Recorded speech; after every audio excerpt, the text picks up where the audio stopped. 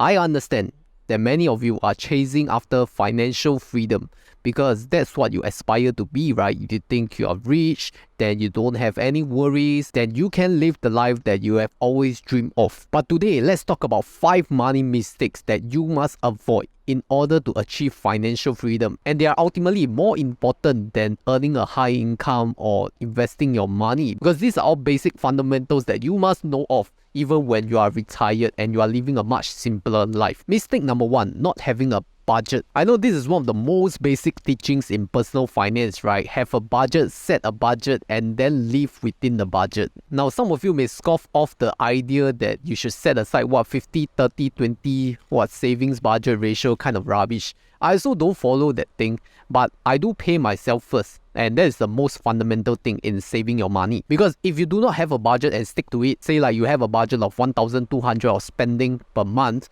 and you go overboard, you will not hold yourself accountable. Because if you did overspend that month, you will think of it as nothing and you will just carry on this life and realize that you didn't save any money even until you are 30 or 40. Now, creating a budget is really simple. You just need to track like how much do you spend each day, each week, each month, and then you come up with a fixed number and you try to stick to this budget. And you can track your expenses either on the mobile app or an Excel spreadsheet. Either way is fine, but make sure that you track it every day or every week. Because the truth about financial freedom is that the freedom part is only achieved when you're able to live a much simpler life and you're not bounded by society or other people's expectation of you of how you should lead your lifestyle, because you can live much better with less. This is an entirely different mindset from having a high income and having that high expenses or debt, because these people are just working their asses off in the corporate world, paying off their liabilities because they have such a high class lifestyle. That's not freedom for you. And if you want to achieve your financial independence or financial freedom route faster,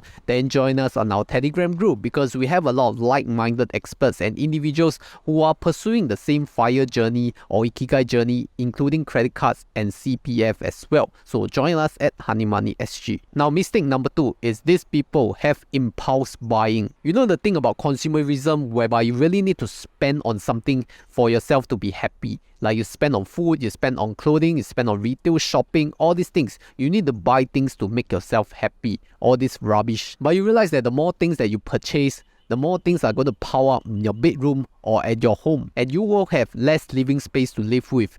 And that will crop up your mental thoughts, like you feel really stuck. I'm not kidding, by the way. Do you somehow step in Malaysia and you feel that the land is so abundant, the properties are so huge, and you open up your mind and feel that this is really such a nice place to live in compared to my tiny cramped apartment in Singapore? So the minimalism lifestyle is real, even though Marie Kondo has abandoned it, but their mindset is true. So if you really have that impulse buying mindset, maybe you just have to wait a few days or 2 or even up to 30 days, right, to make sure that you really want it and not because you just want to buy it on impulse. Now, by the time you wait for 30 days, maybe you already forgot that you want to make that purchase. So it's a very effective way to curb impulse buying. But you know what is the biggest mistake?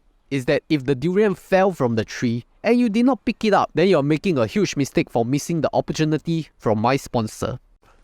Moomoo Singapore sign-up promotion is finally back, because now they are back with 3 deposit tiers. For the first tier, you have to deposit $100 and you can get $2 cashback for a total of 10 days. So that is a total of $20 cashback. For the second tier, you have to deposit $2,000 with 2 buy trades, so you can get 1 Coca-Cola stock worth around 80 Singapore dollars. And for the final tier, you have to deposit 10,000 Singapore dollars and make 7 buy trades, and that would give you $108 of cash coupon. So you see, your rewards will differ depending on how much amount you deposited over the period. And that is a total of $208 if you fulfill all the conditions and do not withdraw your cash deposits for the stated period for each tier. Now, Moomoo SG is also one of the most competitive trading platforms out there, offering you US, Hong Kong and Singapore stocks, options, dividend stocks, funds like Moomoo Cash Plus, ETFs, and even their latest feature, which is foreign exchange trading if you are that experienced enough. So sign up with my link down below or scan the QR code right here to get your Moomoo SG account today. Mistake number 3, not saving up for emergencies. And emergencies can come in all form, right? Most likely it's a medical emergency, or like you lost your job, that's an emergency as well. The most popular framework is to save at least 3 to 6 months of expenses for you to tide over, because there are times where you really need this huge amount of money to help you tide over a crisis. For example, you lost your job during the recent retrenchment exercise. So stop being a 月光族, which means that you spend all your money, all your income, and you don't have any savings left at the end of a month, and you're always waiting for the next paycheck. Do you have people around you always say before they buy something, I wait for my pay to come in? Do these people not have any savings or cash flow to make their purchase? Then maybe they need to listen to mistake number 2 on avoiding impulse buying. But the point here is, one of the most critical emergencies will be medical. So before you even venture into all that high risk stuff, maybe take a look at protection. At least get some medical insurance like hospitalization and surgery plans, or even casualized supplement if you can afford, because Singapore medical costs and the post-hospitalization costs may be quite expensive, and one emergency could wipe you out of your savings that is not enough for your future retirement needs. Mistake number 4, not investing for the future. And I know what some of you are going to say. I invest in stocks every month while I put money into my regular savings plan. I put money in the S&P 500 index. I'm investing my future, what? Yes, definitely, you're one step ahead of those people who just put their money in the bank and not even putting into high yielding assets like high interest fixed deposits, high interest savings account, or even your T-bills or Singapore savings bonds, which are considered low risk.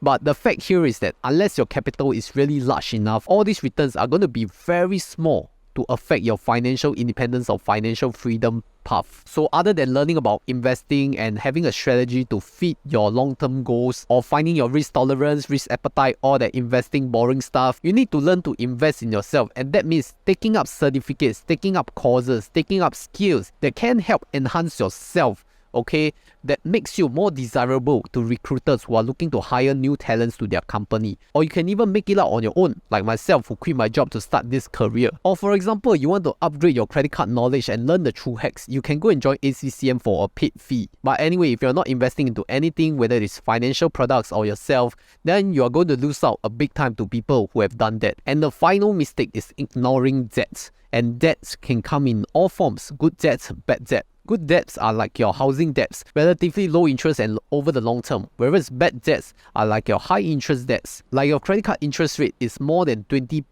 per annum, and some people, they don't even pay their credit card bills on time. They just pay the minimum amount and expect like zero interest. It's not going to work that way. The banks are still going to charge you over 20% if you just pay the minimum amount. So just pay in full and on time before the statement is due, because borrowings and debts could spiral out of control if you do not manage your liabilities and pay them off on time, and it's just gonna be a downward spiral. So there are 2 methods of paying off debts.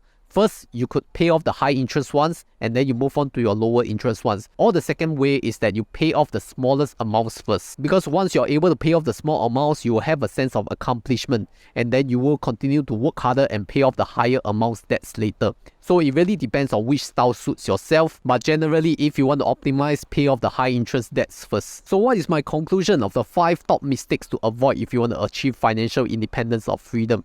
The number 1 fundamental is that you create a budget, stick to it, avoid impulse buying. That will set you up for the first half, because that will keep you disciplined. Even when you are retired, you can live on very low cost and an affordable lifestyle. And then the other half of it is to protect your downside by having emergency fund savings of at least 6 months, having a sizable investment portfolio, or having a good set of desirable skills so that you can get paid even when you are retired. Also, when you are retired, it's best that you do not have any debts, because now that you do not have any income or you have minimal income, you do not want to put yourself at risk again that you have to go back to the job market again, because you need to work your ass off to get income to pay off your debts. So the most important skill of all this is really to make smart and wise decisions and not have your financial plans derailed because you make all these stupid mistakes. And if you want to learn of how to do basic financial planning, then refer to my previous video right here, because I'll go through some very basic but essential stuff for you to start planning for your future.